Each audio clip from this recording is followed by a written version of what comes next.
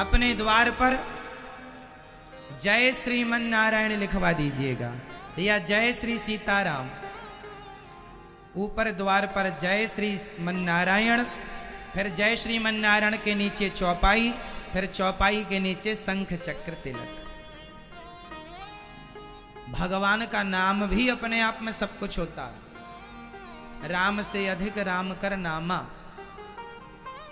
चाहे जय श्री सीताराम लिखवाओ, चाहे जय श्री राधे श्याम लिखवाओ, या जय श्रीमन नारायण लिखवाओ, जो आपको भा जाए वो लिखवा लो। तीनों का मतलब एक ही है, राम कृष्ण और नारायण तीनों एक ही है। अच्छा, कई लोग अपने घर के ऊपर छत में ना जूता लटका देते हैं, जूता। अब जैसे आप शादी भी, अब जैसे दुल्हा तैयार हो जाए, है ना, और दुल्हा जब पूरा तैयार हो जाए, स्टेज में जाके बैठ जाए, तो उसको जूते की माला पहना दो, कैसा लगेगा?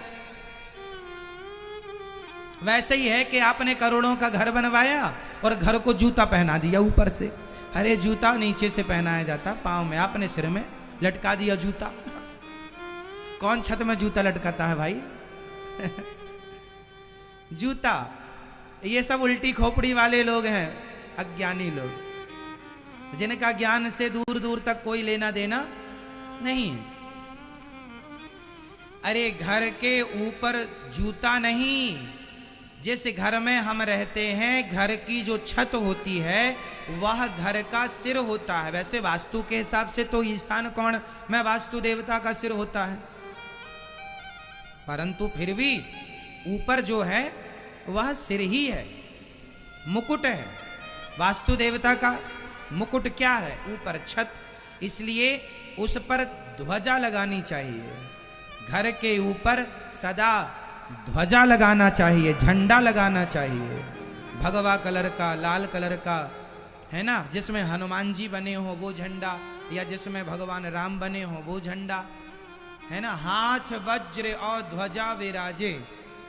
क्या विराजे?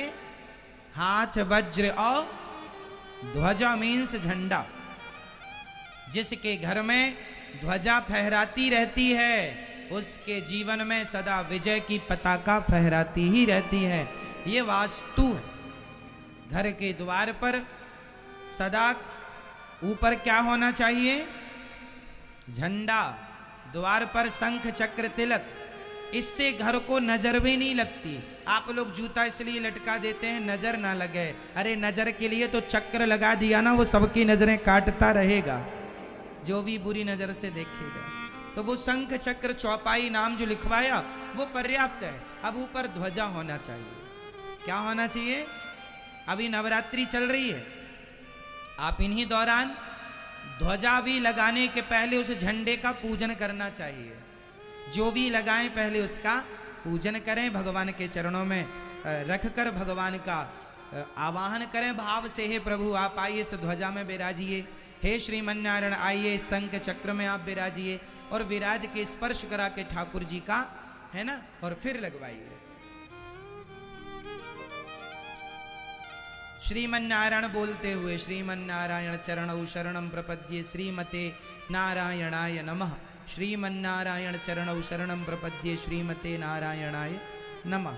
इस प्रकार बोलते हुए शंख चक्र लगाओ और ध्वजा लगाओ। अभी नवरात्रि में जिनके यहाँ नहीं लगी, और ध्वजा भी बदलते रहा करो। ये नहीं कि लगा दिया तो फट गई फिर भी लगी ही है।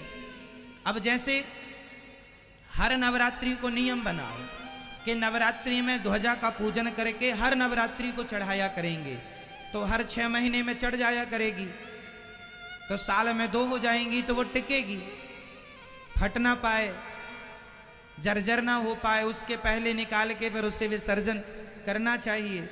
ये ध्यान रखना चाहिए, है ना। तो ये रहा आपके घर का मंगल कार्य, ऐसे मंगल होगा। तो भक्तों, आज भगवान बांसुरी बन के गोविंद के हाथ में आए, तभी पूतना मौसी आई। पूतना लोक बालघिनी राक्षसी रुधिरासना जिघांसया पहरये स्तनं दत्त्वापसद्गतिं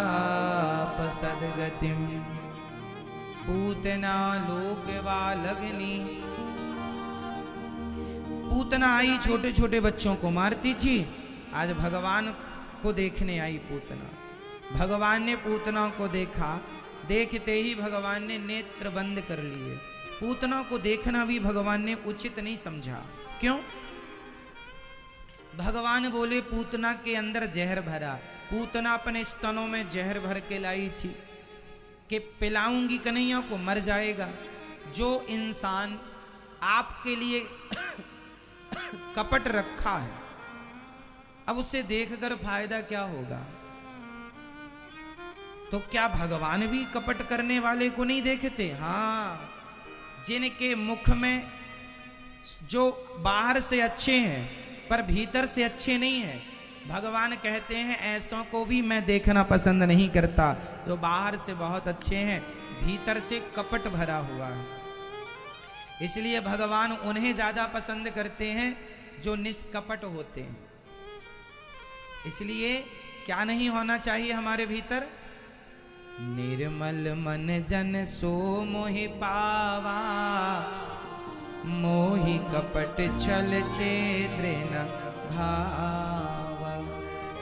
निर्मल मन जन सो मोहि पावा, मोहि कपट छल छेद्र न भावा। निर्मल मन जन सो मोहि पावा। मन कैसा हो? निर्मल, शुद्ध।